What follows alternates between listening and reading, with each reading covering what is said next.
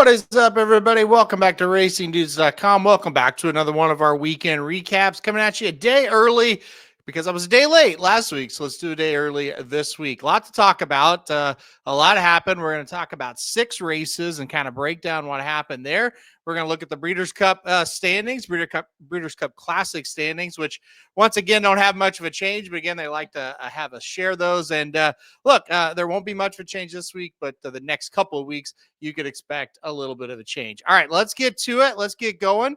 I'm going to put it up on the screen now, and we're going to talk first about the Alabama at Saratoga. This race was won by Nitrogen, who earned she received, I should say, a 93 Beyer speed figure for the effort. Covered the mile and a quarter in 2:03.31, so not the greatest time in the world. So let's get to it, though. Let's break it down, and I'll play the video for you now, and we'll get going on this thing. So, like I said, it was definitely a race that I think was impressive at times. Points of it were impressive, points of it not as much. You see the 4 Nitrogen kind of broke outward, kind of bothered the 5 there, and it's the 6 Lacar going to take the lead.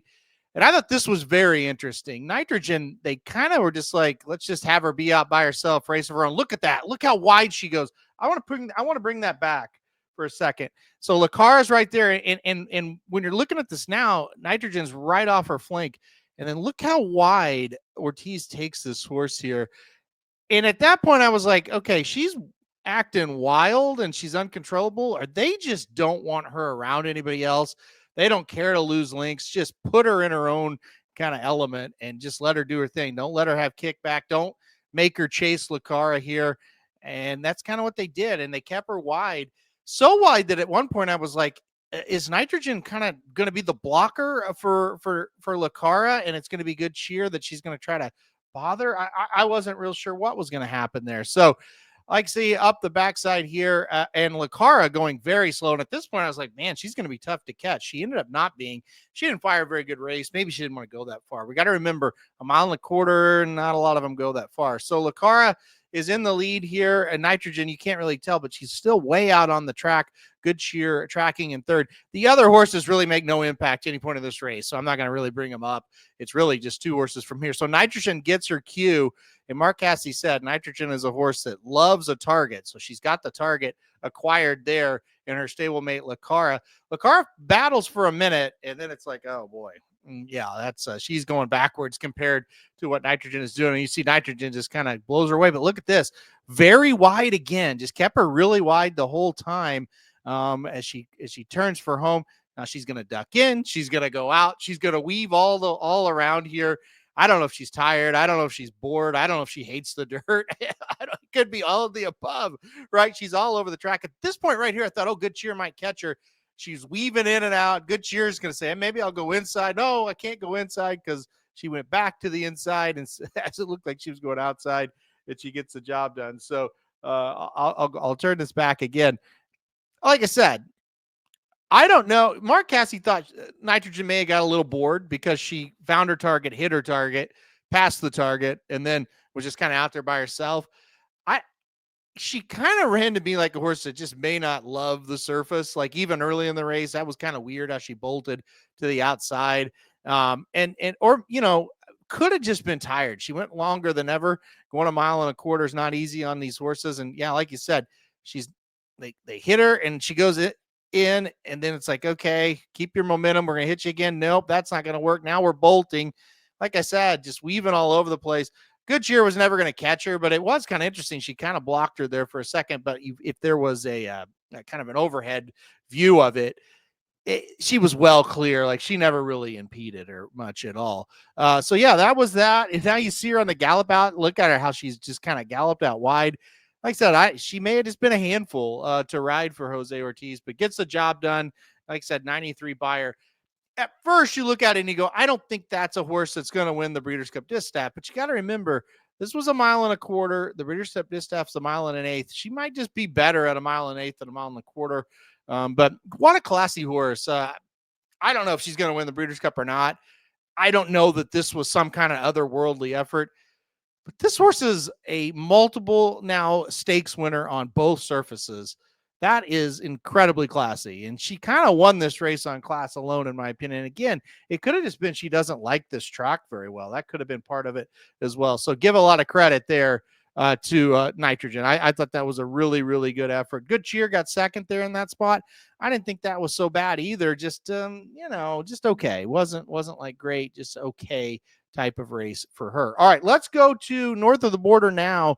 We'll kind of skip around a little bit. We'll go north of the border. The EP Taylor Stakes, of course, winning your end for the Filly and Mare Turf. This was She Feels Pretty here against Diamond Rain. This was they dominated this one as well. So here we go for the break, and they're off there. She Feels Pretty is the 4-horse. You see here get a really nice break, but she does get into a little bit of trouble. She gets kind of crossed over on here in just a second. And it kind of, for lack of a better term, it kind of just upsets her a little bit. You're going to see it. It's kind of hard to see right there.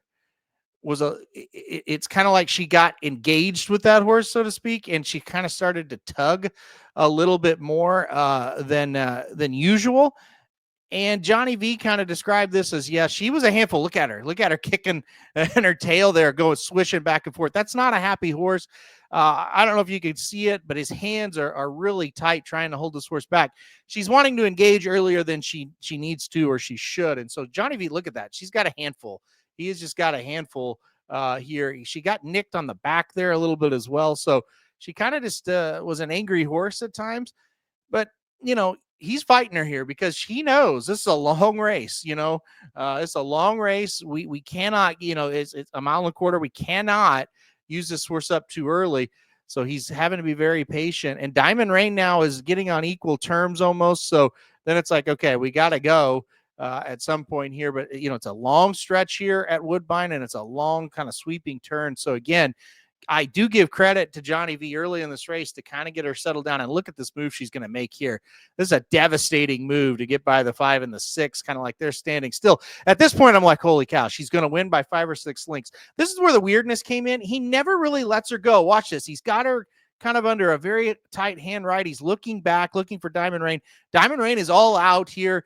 Johnny V's still looking back, and it's like, dude, she's 2 behind. She's 1 behind. You need to ride her. Finally, he says, okay, I got to ride her. And it's almost like she wasn't there for him when he really asked. She kind of flip-flopped her leads a little bit. Still a victory. It was just an awkward kind of stretch run. It kind of looked like the horse was getting ready to dominate. I'm going to go back to it here. Kind of looked like the horse was getting ready to dominate by 5 or 6 lengths. And ended up just holding on for dear life. And again, I feel like he held her back so long and really didn't let her loose so long. Then when he actually had to call on her, she just didn't really kind of respond. Now, it's still a great win. I thought she ran very well here. It's also Woodbine. It's a tricky track, and maybe she just was struggling over that a little bit. I was pretty critical to my friends over text messages about the ride on Johnny V. I thought it was pretty poor, honestly. And I just thought that he was way overconfident and kind of just was like, just ride her, quit looking behind. But, the more I looked at it and the quotes I heard, I think Johnny V had a very unhappy horse on his hands for a lot of this race. And I think he just kind of babied her. You know what I mean? So I still don't think it's one he's going to put on his highlight reel. But sometimes, right after a race, the worst thing to do is hop on Twitter, looking at you, Jared, and a lot of people and give your opinions. It's always better to kind of, take it all in and everything like that. And again, I don't think it was like a Hall of Fame ride, but I just think the horse was kind of a handful when she got upset. I don't think it was the worst thing I've ever seen. And he won the race, and that's all that matters. He won the race aboard She Feels Pretty. That's all that matters. All right, let's go to the King's Plate next. Put this up on the screen. And this was a race where I thought a horse from Off the Pace would win it, and it ended up being very wrong. The third straight race, we're going to do it a mile and a quarter. You don't see that very often. But anyway, it is the number 1 Mansetti who's going to win this race and win it at pretty big odds here. He paid $38.70 to win, and he's on the inside. He is the number 1 horse, like I said, and he's just kind of got that inside position to himself. He's going to let the 4 go out there, and Mansetti's just going to kind of take them gate to wire from here. He kind of cuts the corner. He gets that positioning in a race that I thought there would be a ton of pace. he kind of got out by himself, and he was able to control this thing and take him at gate to wire. There's not a lot to kind of unfold here. I thought the 7 would be a horse that could make a little bit of a run. He didn't really do so. Tom's Magic, the 11, and Notorious Gangster, the 3, were the horses that finished second and third. Runaway again was the 7, like I said. Sedberry's Ghost, the 12, horses that I were expecting to come from out of it and make big runs, and they just didn't ever really sustain much of a run. It was very interesting to watch this thing unfold. So as you see here, 47.45 for the half. That's not extremely slow, going a mile and a quarter, but it just felt like Mancetti was always in control. He was always just, in control. That's the best way I could put it. He never, and then look at here how he stretches the field out here. You could tell the 4 and the 8 weren't really moving much. So it's like, okay, who's coming from the back? And did they go fast enough, they being Mancetti, fast enough up front? And the answer was no. And he just had his mind on business here. He turns for home, ears pricked. You can see the ears, how pricked they are. That's such a good sign. And he just kind of dusts them from here. He gets enough separation. I love the aggressive ride here in the middle of the stretch to get separation where they can't catch me. Now here comes the cavalry charge, and here comes Tom's Magic, but it's too late, and there was too much separation. I thought this was a really good ride by Moran.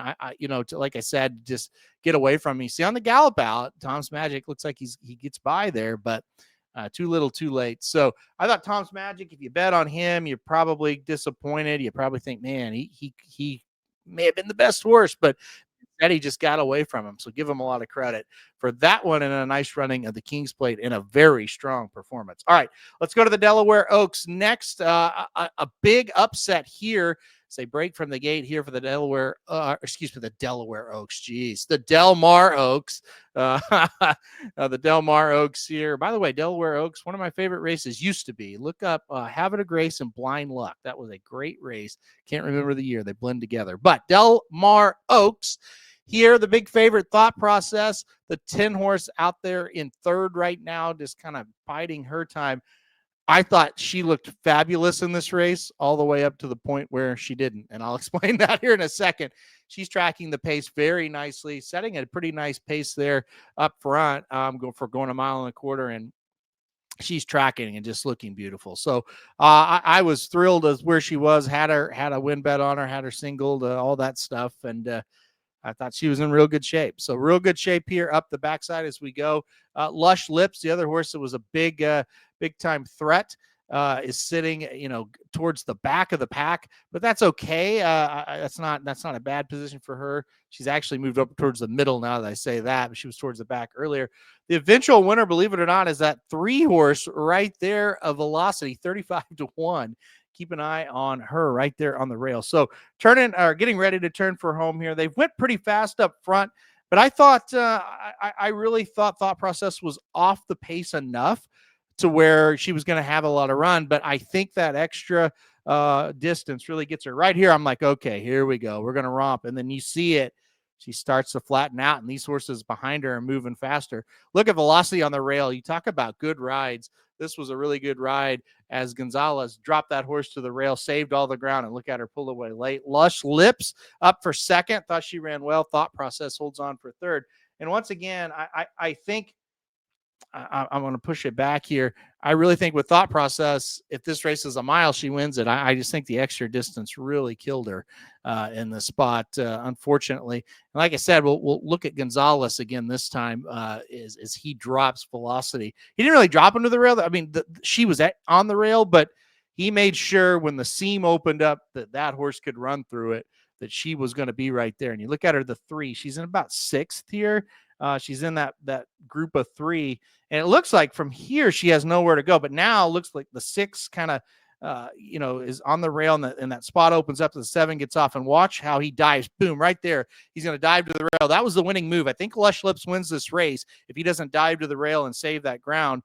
And he knows he's got Thought Process measured, and then it's a matter of Lush Lips holding that one off. And look, I think for a closer, kind of got the normal trip talking about Lush Lips, but just wasn't good enough to get the job done. Didn't cut the corner there and didn't get the job done. So 87 buyer speed figures for both Lush Lips and Velocity. The winner there Winner pays $72, and that is not one I thought about, and not one that I had, to be quite honest. So very, just a crazy result there.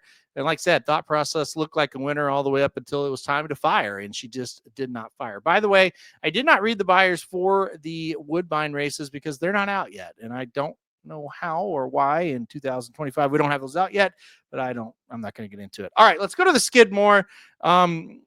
Skidmore Stakes here at Saratoga. This was a 5.5 furlong race on the turf for the 2-year-olds. Winner's going to be Barbosky here, a horse that I love because of the name, and I also heard some really good things about this horse before he ever started. Now you're going to see the 3, the 4, the 6, 7, and 8. It was only a field of 5. Some big scratches in this race. The number 1 Schwarzenegger did scratch out of the race. That was a first-time starter for Wesley Ward that I've heard a lot of good things about. And the number 2 Sandals Song, who was my top pick, scratched out of the race as well. I ended up landing on Barbosky because of those 2 scratches. I actually had Sandal Song first, Schwarzenegger second, Barbosky third. So scratched into a 940 winner, a 7-2 winner here. So that was good. Let's get to it now. This was Barbosky's first race on the turf after 2 races on the dirt. He looked pretty good in both of them. And here we go. They're going to get out of the gate now. And the 8 was kind of the horse everybody thought would win this race. And never really at any point did you think the 8 was going to win. You look at Monster, the 3 horse, go out and set a very nice pace here. And this horse proved tough to beat. But Barbosky out of the gate went gate to wire. Well, almost gate to wire in the first race, did go gate to wire in the second race. So a horse that has been on the lead. I'll give Dale Romans a lot of credit. He said, this horse will stalk, and this horse will most likely have to stalk the pace because I don't think we're as fast as a 3. And this is our first race on the turf. And you can kind of tell, I don't think Barbosky loved the turf, to be quite honest with you. I just think he's really just a really talented horse, and I think he's a classy horse. He's kind of skipping around a little bit. You're going to see him kind of have I wouldn't say a bad bobble, but a bobble once he gets ahead here. So he's got the 3 in his sights. He's outrunning the 8. I'm not worried about the 8. I've got, like I said, I've got Barbosky bet. I'm saying, come on, just get to the 3. And you could tell he's not loving the turf here, but he's able to get the job done. He's going to have a slight bobble right there. You see, in a slight second. I didn't think he was going to go down, but my heart skipped a beat. I was like, my gosh, you're the best horse here. Please, stay up and, don't get off stride and get beat here. So again, kind of stalking the pace, good spot, just kind of chasing him the whole way around and was able to beat him. You look at the 3 Monster, he runs with his head pretty high, and I think that's a kind of a problem for him. He just can't sustain it. Look how high that head action is. That's really hard for a horse to kind of, bear down, so to speak, and get that extra oomph in the stretch. So anyway, nice win for Barbosky here. I was pretty excited. Of course, I love, the hockey player Barbosky as well, the goalie. So always root for him. 2 wins here at Saratoga after, like I said, that slight bobble there, but still able to get the job done. All right, one more to go. Let's talk about a maiden special weight that kind of stole the show. I really think it did. The 5, It's Our Time. That's the horse we're going to kind of look at here. And this was something. So to kind of give you some background here, Saratoga had a bunch of maiden special weights actually on Saturday, both turf and dirt. It did kind of feel like one of those days where we were going to see a pretty good performance from somebody. Coming into this race, everybody was on the number 4 Hero Declared. I was on the number 2 Renegade. I was like, I think we're going to beat Hero Declared to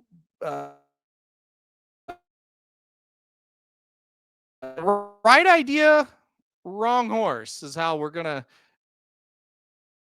describe this here. As we're going to, hopefully my computer will finally play this. There we go. Now we're playing it.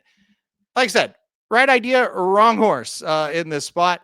As you see Todd Pletcher there looking on, he trained the 2, Renegades. So Hero Declared, bet down under even money.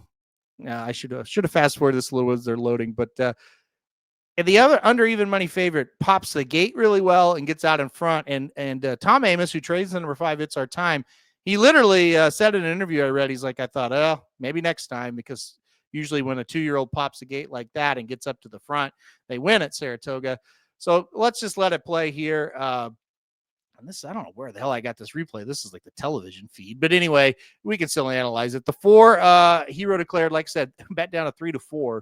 He's out in front in this spot, and it is the 5, It's Our Time, going to sit in second. Now, It's Our Time is in a good spot, but it is when a heavily hyped horse at Saratoga, 2-year-old, or Del Mar even gets out like that, it's always kind of tough. You knew it was going to be a battle, but It's Our Time. I thought, hey, he's within range. I mean, we could see this horse wear this horse down late. It's going to be a battle. This was over right here. Like, It's Our Time passes Hero Declared, kind of like he's standing still. It's like, oh, okay. And then watch this horse just dominate down the lane. Shake the horse up right here.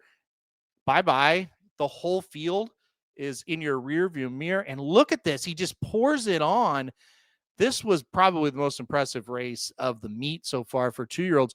Hero Declared's hanging on. Hero Declared, the 4 horse, is going to get second. So it's not like he ran poor.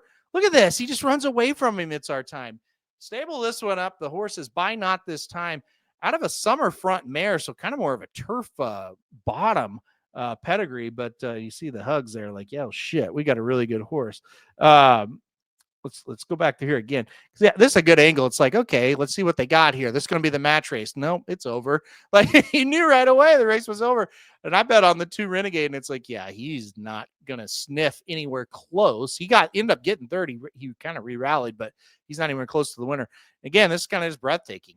Honestly, like, I think that term's kind of overused sometimes, but it's a pretty breathtaking effort. I think we're allowed to use it in this spot. Holy cow. Just pouring it on. Ended up getting a 94 buyer speed figure for this effort. And we'll see. I would think like the Breeders' Futurity at Keeneland probably next. I mean, they got to be thinking Breeders' Cup, I think, with this horse. That was super, super impressive. All right.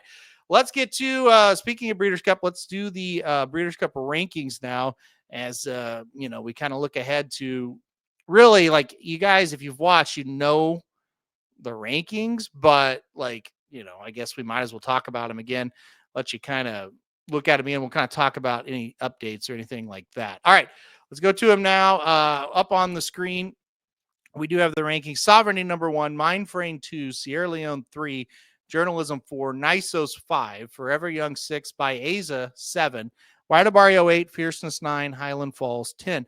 One thing I do want to mention here, I definitely think First Mission was a horse that, while not ranked in the top 10, you could probably say there's a chance he would be ranked at some point. Maybe if he won last weekend.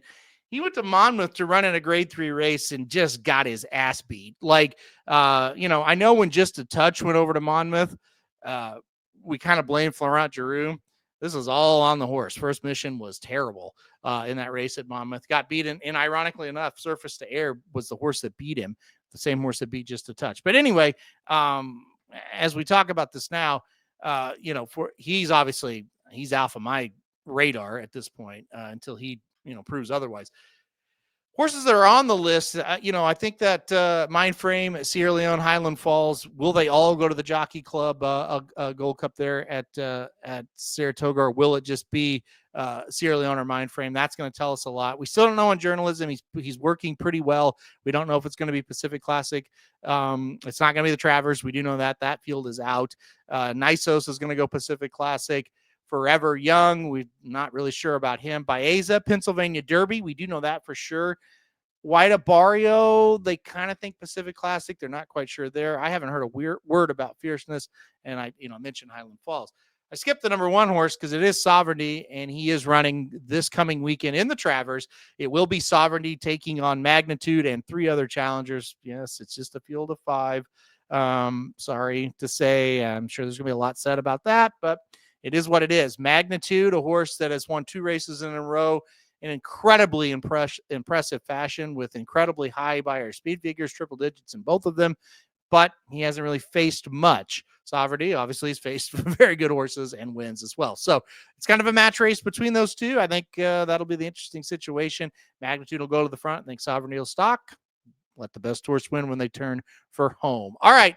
that'll do it for this weekend recap. We will we will have a full Travers preview, and I believe I'm either going to do the Jerkins or the Forgo as the other preview. So we'll have two previews coming out.